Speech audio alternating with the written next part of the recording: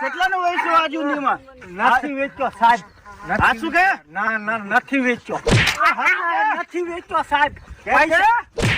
પૈસા લઈ લો, જોતા હોય તો પૈસા. પૈસા મને પૈસા બતાવે સાહેબ, પૈસા લઈ લો. પૈસા બતાવે. કેટલાનો વેચ્યો? આ ડોહો તો તું હતો. આ ડોહો એ સાહેબ